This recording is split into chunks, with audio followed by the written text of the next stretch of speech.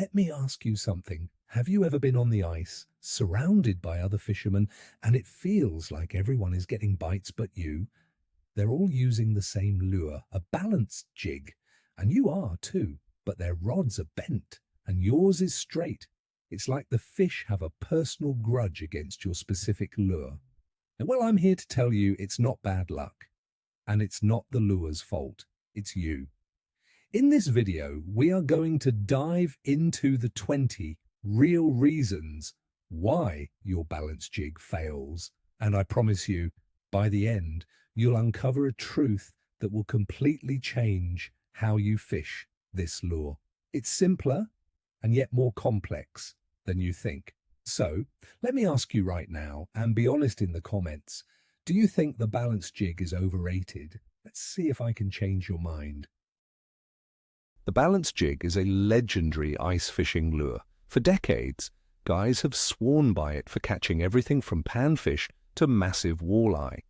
The design is simple genius, a minnow-imitating body that hangs horizontally, designed to dart and glide in a circle. When you lift and drop your rod, it looks like a dying bait fish, an easy meal. So the theory is solid, but somewhere along the line, the core principles of how to use it got lost. People see someone else yanking a rod up and down, and they just copy the motion. They buy the hot color they saw in a forum post. They've been doing it the same way for years, because that's how their dad or their buddy taught them. And when it doesn't work, they blame the lure, the weather, or the fish. But the truth is, this lure requires a very specific approach, and most anglers are breaking the fundamental rules without even knowing it. First, let's talk about the most common sin. You think the lure is a hammer, but it's actually a pendulum. So many fishermen get out there and just aggressively pound the jig up and down, thinking more noise and more action equals more fish. They're creating a chaotic, unnatural mess down there. The magic of a balance jig isn't in the lift, it's in the fall and the glide. The lift is only there to get the lure moving. Imagine a kid on a playground swing. You don't just run up and violently shove them. You give a smooth, timed push to let them arc gracefully. Your jig works the same way. The sharp pop of the rod tip sends it darting, but then you must give it slack to let it glide, circle, and settle back into place. That graceful, dying glide is what triggers the strike. If you're just hammering it, you're ruining the entire presentation. It's the difference between a dance and a seizure. This leads directly to the next point. Your cadence is killing the action. I can sit and watch an angler from a distance and know if they're going to catch fish just by watching their rod tip. Most fishermen are in a constant rhythm: lift, drop, lift, drop, lift, drop. There is almost no pause. Let me be clear. 99% of your strikes on a balance jig will come during the pause. The fish are drawn in by the motion of the glide, but they commit when the lure stops and hangs there, looking like a stunned, vulnerable meal. Think like a predator. They stalk their prey. They wait for it to make a mistake, to hesitate. Your pause is that hesitation. You need to let the lure complete its glide, settle, and then wait. 1 second, 3 seconds, sometimes even 10 seconds. Let it sit perfectly still. That's the moment of truth. If you're in a constant rhythm, the fish never gets that moment to commit. You're basically playing keep away with your lure. Now let's talk gear. Many people get caught up in the myth of the perfect rod. They either think they need a $200 custom stick or they believe any old rod will do. Both are wrong. It's not about price. It's about matching the rod's action to the weight of your lure. If you're using a heavy No. 7 balance jig on a super light noodle rod, you're not actually popping the lure. You're just bending your rod. The soft tip absorbs all the energy. The lure just kind of lifts and falls sluggishly. Conversely, if you're using a tiny ultralight jig on a stiff, heavy-action rod, you'll launch that thing into orbit and have zero feel.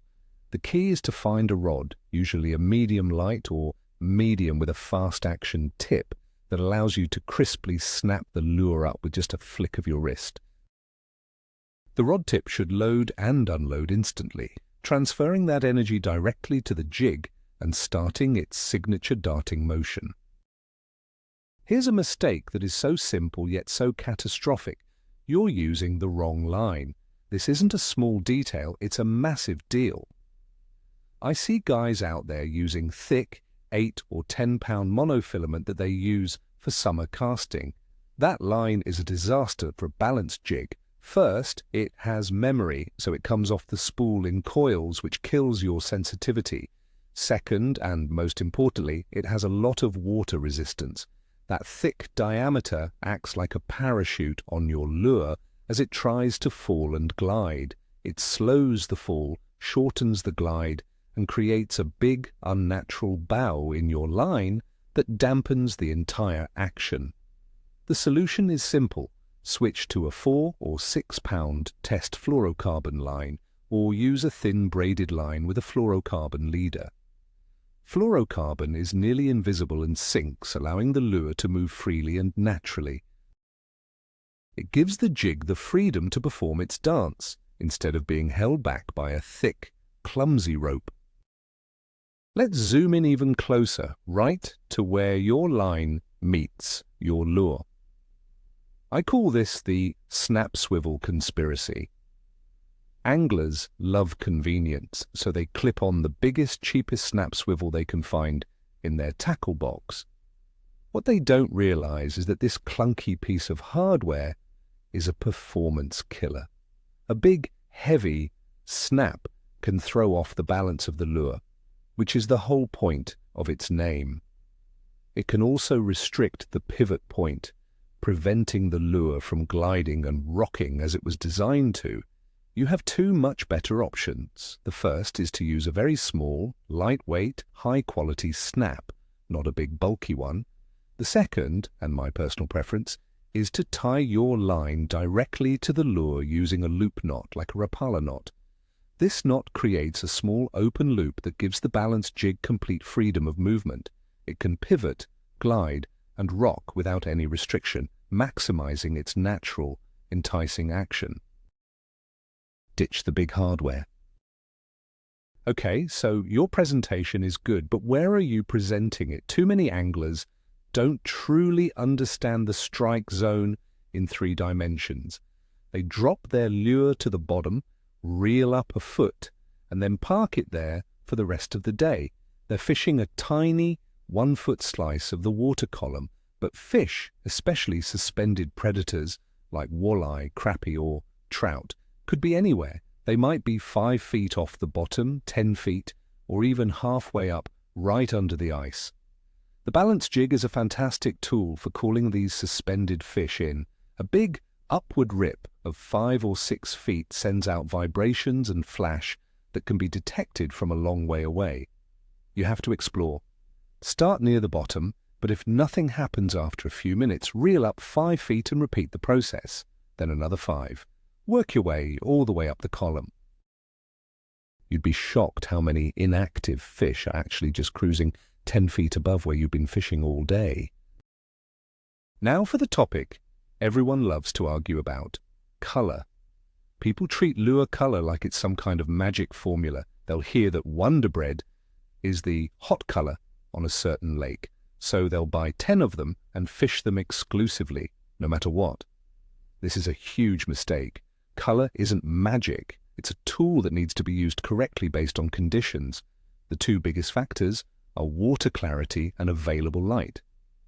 In super clear water with a bright sun, a natural subtle pattern like perch or shiner is going to look much more realistic and less intimidating to a wary fish. But take that same lure into stained, murky water or fish it at dawn or dusk and it will be practically invisible. In those low visibility situations, you need colors that stand out. Bright chartreuse, hot orange, fire tiger, and especially glow-in-the-dark patterns are designed to be seen. Stop asking what color works and start asking what color is most visible to the fish right now. Here's one that requires you to think like a fish. You might be causing a size mismatch. Anglers often get stuck on a favorite size of lure, like a number 5 Rapala, and use it for everything. But the feeding mood of fish and the size of the available forage changes dramatically throughout the season. Early in the ice season, fish might be feeding on smaller, young-of-the-year baitfish. A smaller, more subtle number, 3 or number 4, balanced jig, might be the perfect imitation. But fast forward to late ice, those same walleye are now aggressively feeding on large shiners or ciscos, trying to bulk up before the spawn. Throwing a tiny jig at them is like offering a potato chip to a starving man. He wants a steak. You need to upsize your lure to a number 7 or even a number 9 to match that larger forage and trigger that aggressive big meal response. Always try to match the hatch, not just in color, but in size. If you're fishing without electronics like a flasher or a sonar, you're fishing blind. But even worse is having electronics and ignoring what they're telling you. A flasher is not just a fish detector, it's a real-time feedback machine for your presentation. When you see a red line appear on the screen and start to rise toward your green lure mark, that is the moment of truth. The fish is interested. Now, what you do next determines whether you get a bite or not. Do you keep jigging aggressively? Do you stop completely? Do you slowly raise the lure to try and make the fish chase?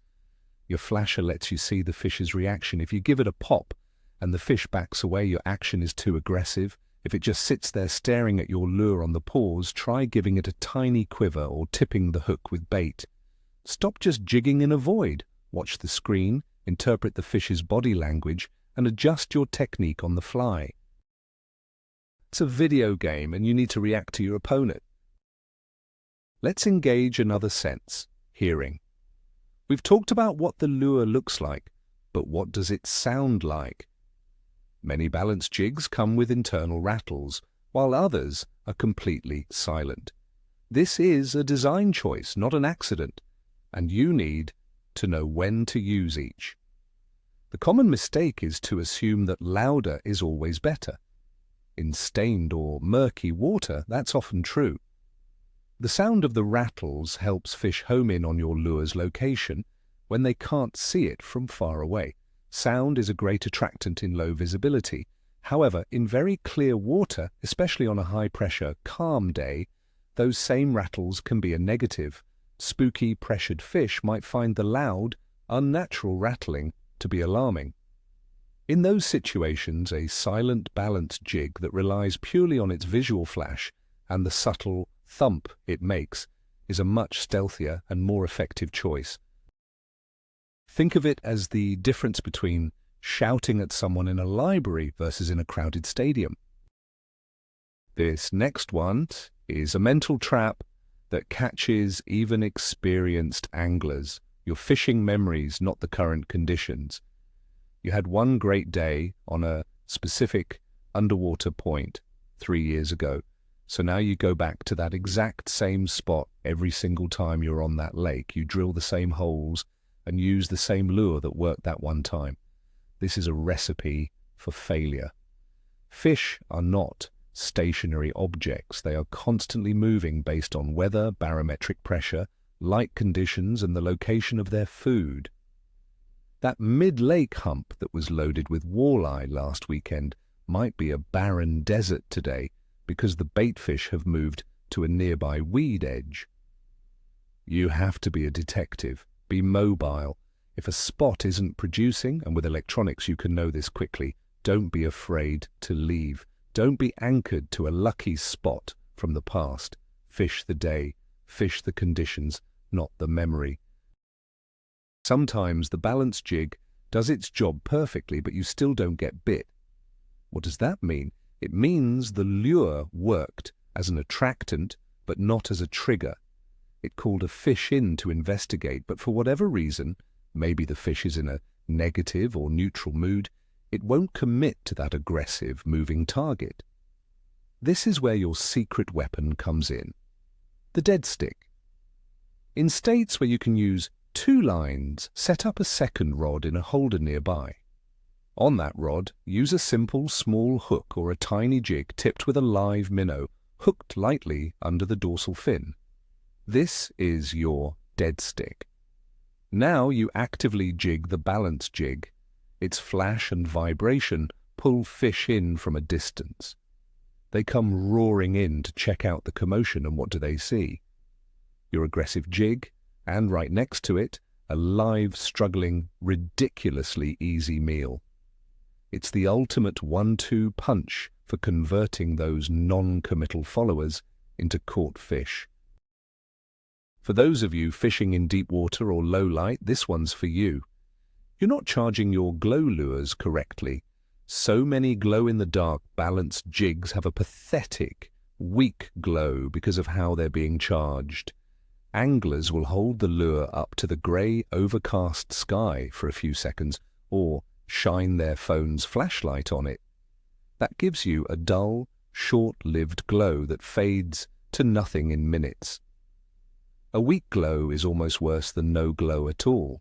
To get the absolute most out of your glow baits, you need to use a high-powered UV flashlight. A quick 2-second blast from a UV light will make that lure light up like a torch. The paint reacts intensely to the ultraviolet spectrum, resulting in a glow that is 10 times brighter and lasts significantly longer. This super bright charge can be the difference maker, triggering reaction strikes from fish that might not have even noticed a weakly charged lure. Stop underpowering one of your lure's key features. Let's talk about the hooks, specifically the small treble hook on the belly of the lure. Most anglers think its only purpose is to hook the fish, and while that's true, it has another equally important job. It's a delivery system for scent and taste. Fishing a balanced jig completely bare is a common practice, and it works great for aggressive fish. But when the bite gets tough and fish are just lightly nipping or staring at the lure, you need an edge. This is when you should be tipping that treble hook. The options are endless. The head of a minnow is a classic choice for walleye, as it adds a huge amount of natural scent and a target for the fish to hit. For perch and panfish, a couple of waxworms or maggots can be irresistible. Even a small, scented, soft plastic nub can work. This simple addition can be the final trigger that convinces a hesitant fish to open its mouth. Don't underestimate the power of a little meat. We need to break you out of the vertical trap. When you drill a 10-inch hole in the ice, your brain naturally thinks you can only fish in that 10-inch column of water directly beneath you. But the balance jig was specifically designed to break that rule. It's meant to search outside the cone of your hole. Think about it. When you give the lure a big rip and then let it fall on a semi-slack line, it doesn't just fall straight down, it glides outward, often 2, 3, or even 4 feet away from your hole. Before swinging back on a pendulum, you should be using this to your advantage. You're not just fishing a hole, you're covering a circular area of 5, 6, or even 8 feet in diameter. Let the lure swing. Let it search new territory on every drop. You're effectively exploring the area around you without having to drill more holes.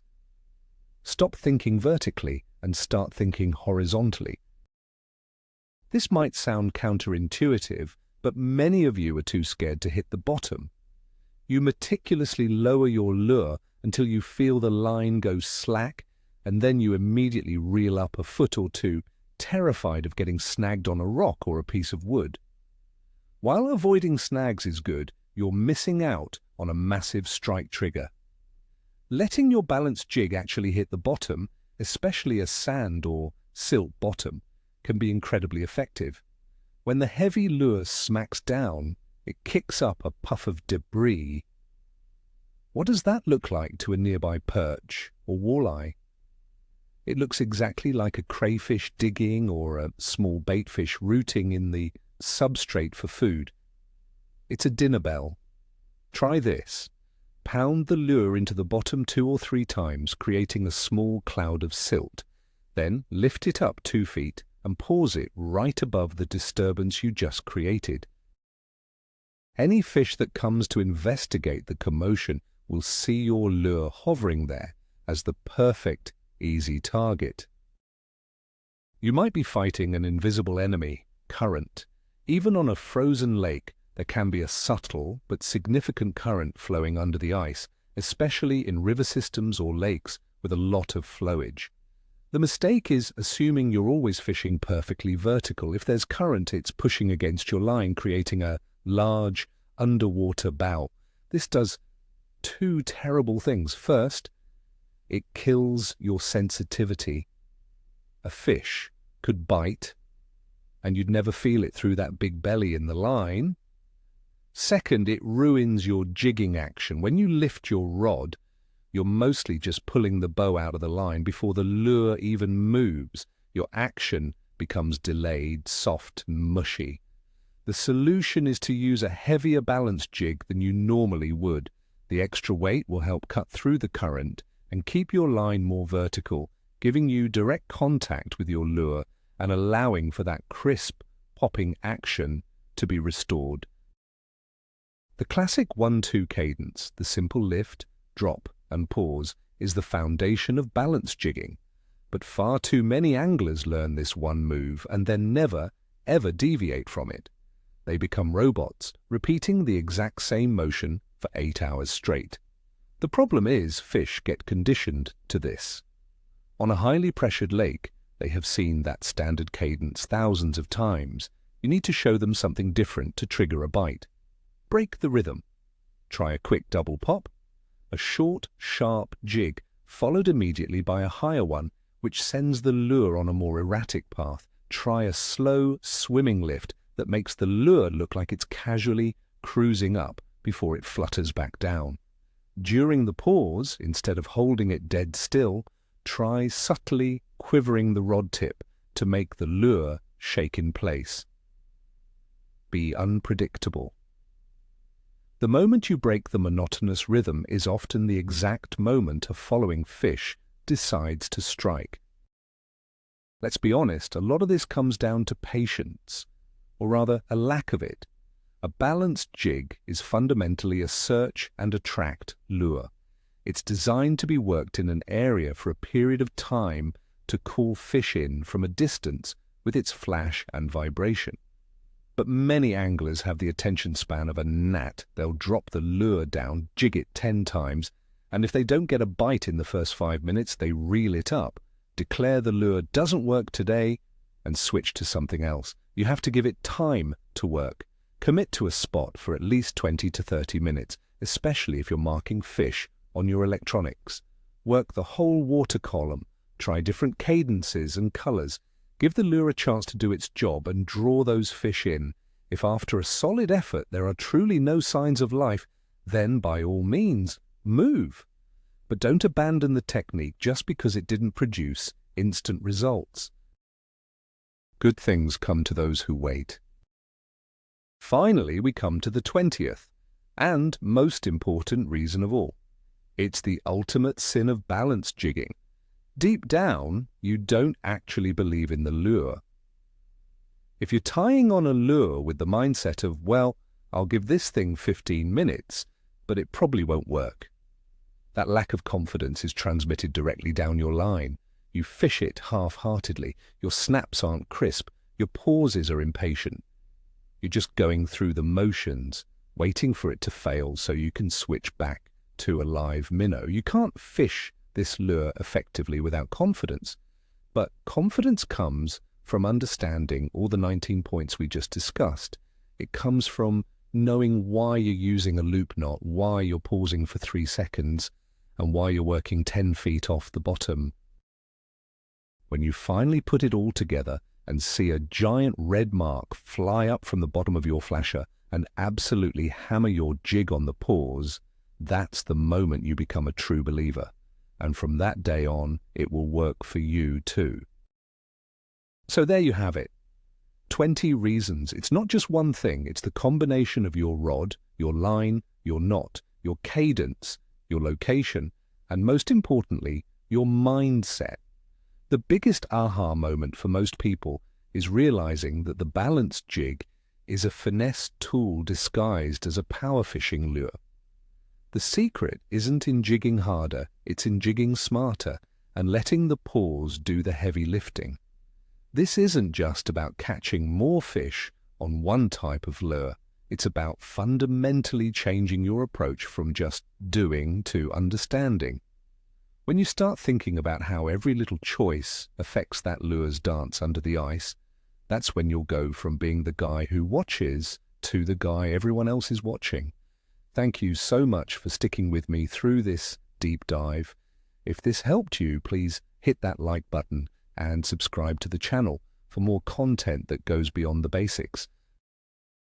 Now I want to know, which of these 20 mistakes were you making? Be honest in the comments below. Let's talk about it.